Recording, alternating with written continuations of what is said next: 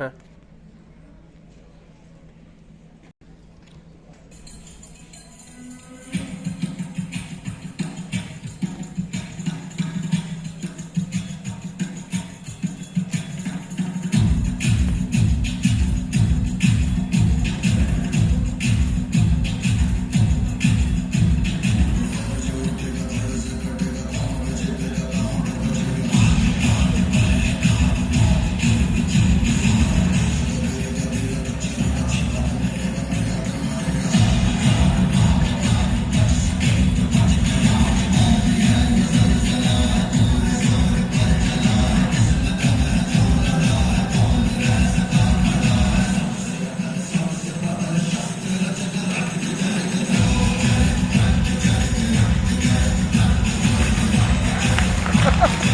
Very good.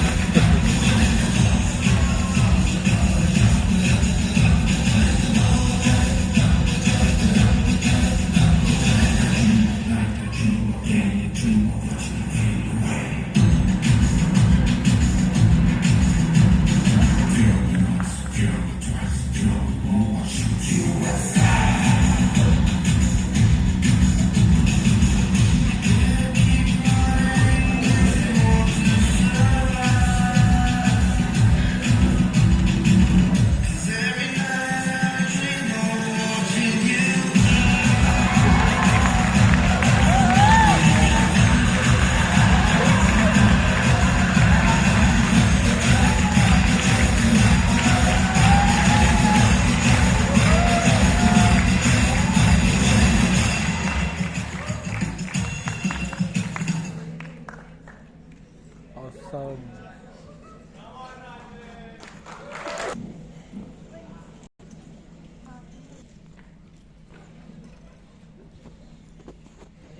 बेटा सुनना, बेटा सुनो। ये देखो तो क्या है? ये क्या है पापा?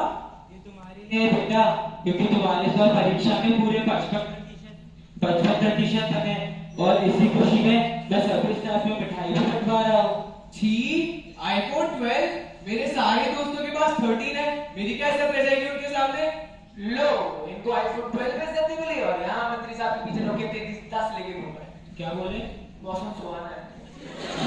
अच्छा ठीक है, इस बार दिवाली पे आपके लिए आपको जो चाहिए वो ले आएंगे। ठीक है। फिर हम सभा में जाने के लिए लेट हो रहे हैं, बाकी लोगों को इंतजार नहीं करा सकते, वरना वो भी कुछ मांगे लग जाएंगे। हाँ। अरे अभी कुछ ही देर में मुझे एक समारोह में जाना है, मैं चाहता हूँ तुम भी उसमें मेरे साथ चलो। मगर मैं तो अपने दोस्तों के साथ घूमने जा रहा था। वो बहुत ही बड़ा समारोह है, बहुत बड़े बड़े लोग भी आ रहे हैं, तुम्हारा वहाँ मेरे साथ रहना जरूरी है बेटा। मगर मैंने कह दिया ना, बस। ठीक है, चल लूंगा मैं। हम चलने के लिए तैयार हैं।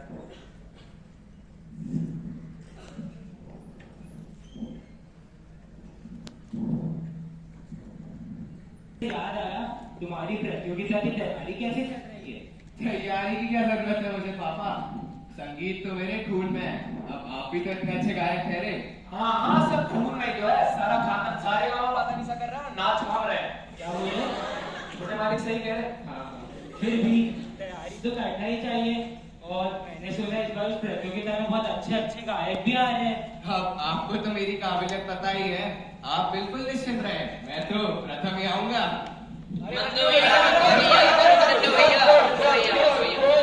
होम मिनिस्टर को दबा दोगे क्या?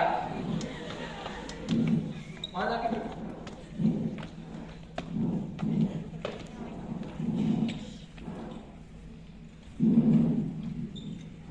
आदरणीय होम मिनिस्टर साहब और बाकी जनता, आप सबका स्वागत है। आज हम सब यहाँ एक बहुत ही गंभीर मुद्दे को लेकर इकट्ठा हुए हैं।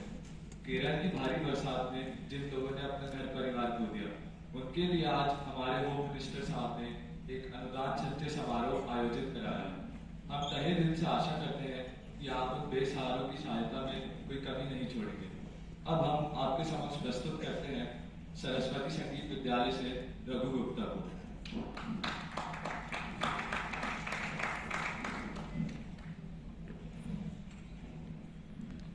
है प्रीत जहाँ की रीत सदा मैं गीत वहा के गाता हूँ, भारत का रहने वाला हूँ, भारत की बात सुनाता हूँ, है प्रीत जहाँ की रीत सदा।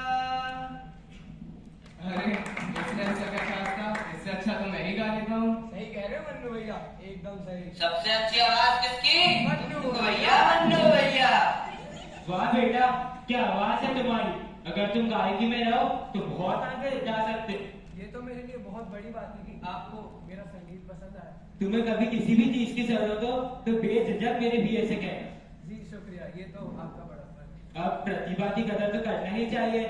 और चलो मैं चलता हूँ, तुम इसी तरह मेहनत करो। जी शुक्रिया। मन्नू भैया, चलो। अरे सुनिए तो, वो मंत्री साहब ने आपका नंबर लेने बोला था। अरे अब इससे भी नंबर देना पड़ेगा। चलता फिरता कॉल सेंटर बना के छोड़ दिया है। लिखो 786788888। हो गए 10 हो गए। और सुनो, काम हो तो एक और करना, ऐसा भी चलते फिरते हाथ का दूसरे के कमाओ। यार सेल्फी मैंने ले लिया, सर पे मेरे रहता था, सेल्फी मैंने ले लिया। वाह, क्या गाया मन्नू भैया। वाह। क्या हुआ? बस इतना ही था। आप क्यों? अरे थोड़ा गा के बताना था ना। बस तुझे समझ नहीं है संगीत की? मुझे समझ नहीं है। अरे तुमने तो कुछ गाया ही नहीं। मेरे दोस्त, संगीत ना मेरे खून में है। अगर तुम्हें ये संगीत नहीं लगता तो तुम्हें संगीत की समझ ही नहीं है। एक काम करो, पहले खुद संगीत सीख के आओ, फिर मुझसे बात करना। इतना अच्छा गाया है हमारे मन्नू भैया ने। तुम तो नादान लगते हो। एक काम करो, चुल्लू में पानी में डूब जाओ।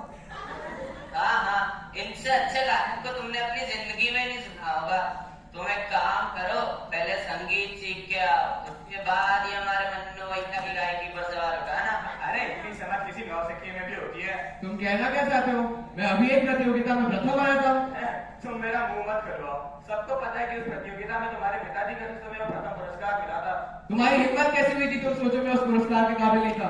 पकड़ो इसे। ये इसको। बस बात करो, जा रहा हूं मैं यहाँ से। उस इंसान को ना संगीत की समझ ही नहीं थी, ना जाने क्या अक्षर बोल रहा था। सही कह रहे हो मन्नू भैया, सच्चाई तो हमें पता है। जाने दो, नादान है बेचारा। आप तो आपकी जो संगीत की प्रतियोगिता आ रही है ना, उस पर ध्यान दो, तब इन सब के मुंह बंद हो जाने हैं। अरे तुम निश्चिंत रहो, अगर मैं बिना तैयारी के भी मंच पर चला गया ना तो भी प्रथम पुरस्कार से नीचे ना आने वाला। वाह, क्या बात कही है मन्नू भैया। अब सब में इतनी प्रतिभा कहाँ होती है, थोड़ा अस्पताल का खर्चा मिल जाता। चलो, आज का काम तो हो गया।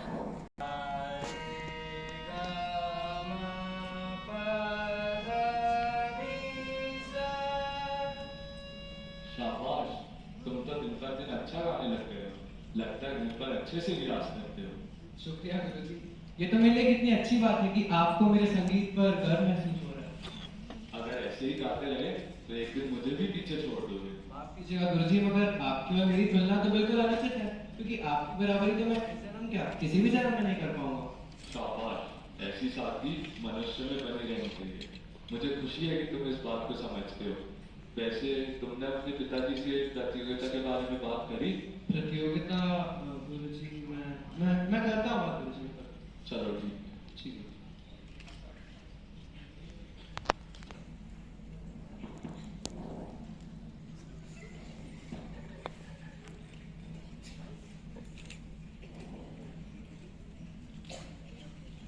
बेटा तुम आ गए। क्या क्या पिताजी वो कुछ बात करनी थी आपसे। क्या हुआ? वो पिताजी बात यूँ है कि अरे बोलो भी। पिताजी एक संगीत प्रतियोगिता में भाग लेगा। तुम्हें उसमें भाग लेना है? जी पिताजी, मन तो बहुत। अरे मन है तो तुम्हें पता है मुझे नाच गाना पसंद नहीं, फिर भी तुम्हारा मन रखने के लिए तुम्हें इसकी इजाजत दे रखी है। और अब तुम्हें इसमें भाग लेना है? अगर उसका मन है तो भाग लेके दीजिए से। रहो मम्मी, तुम लोग रहो, मैंने कह दिया ना, बस। माफ कीजिए।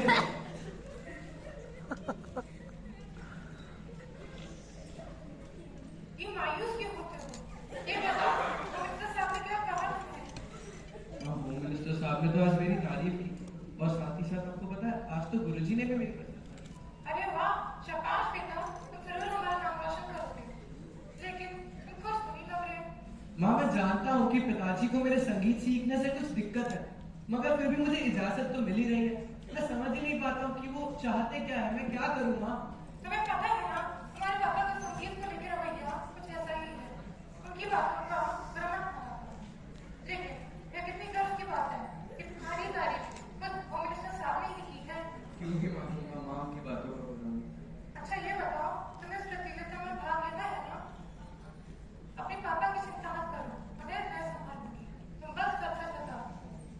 हाँ मन तो बहुत है। तो बस फिर तुम भेज दो, उसकी तैयारी में लग जाओ। जी माँ। ये बताओ तुम्हें कितने पैसे चाहिए? माँ बस इतनी सी बात, वो मुझ पर छोड़ दो, बाकी सब मैं संभालूंगी। जी माँ। प्रतियोगिता तो बिना वक्त जाया करे बढ़ते हैं अपने पहले प्रतियोगी की ओर। अब आप सबके समक्ष अपनी प्रस्तुति देने आ रहे हैं मन्नू मिश्रा। मन्नू भैया आज की प्रतियोगिता जीतेगा कौन? मन्नू भैया आज स्टेज तोड़ेगा कौन? मन्नू भैया स्वैग वाली टोपी मेरी, स्वैग वाली टोपी, स्वैग वाली टोपी मेरी, स्वैग वाली टोपी, सब करते कॉपी मेरी, स्वैग वाली टोपी, स्वैग वाली टोपी मेरी, स्वैग वाली टोपी।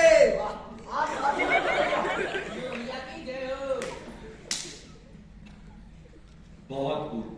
अब अपनी प्रस्तुति देने आ रहे हैं रघु गुप्ता।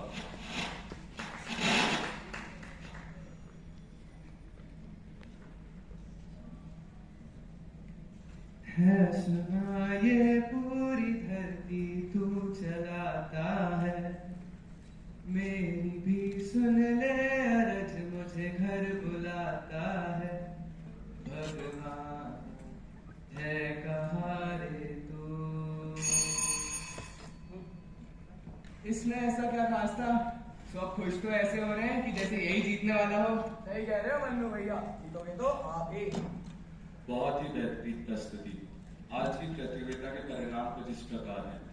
आज की प्रतियोगिता के विजेता है मन्नू भैया। सरस्वती संगीत विद्यालय से रघु गुप्ता। ये क्या हो गया?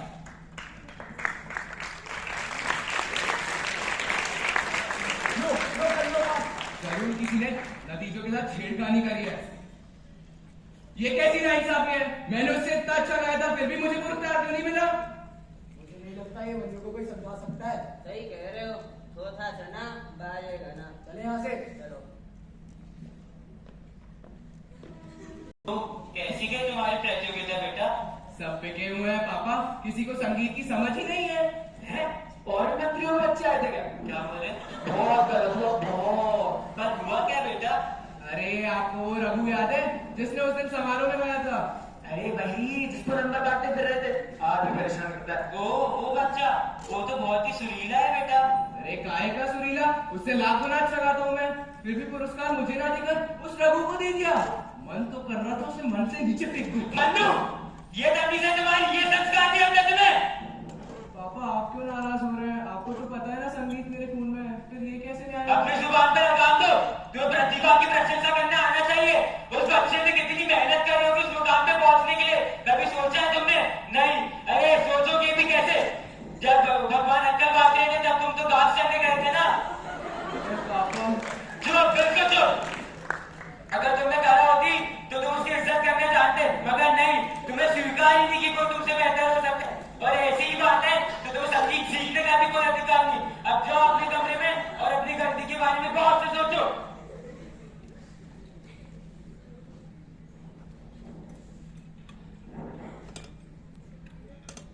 हम हमेशा खुद से मुकाबले में लगे होते हैं, खुद से आगे निकलने की इस दौड़ में न जाने कब मनुष्य खुद को सर्वश्रेष्ठ मानने लगता है। वह घमंड में अंधा हो जाता है और खुद को आगे बढ़ने और सीखने से रोक लेता है। कुदरत भी न जाने कैसा खेल खेलती है। वह एक तरफ रघु संगीत का ज्ञान होने के बाद भी उसकी कदर करना जानता था, अपनी सादगी बनाए रखता था और दिखावा नहीं करता था। वही दूसरी ओर ये हमारे मन्नू भैया, वो शायद किसी बीमारी के शिकार है जिसका नाम है अज्जल गगरी झलकज्जल।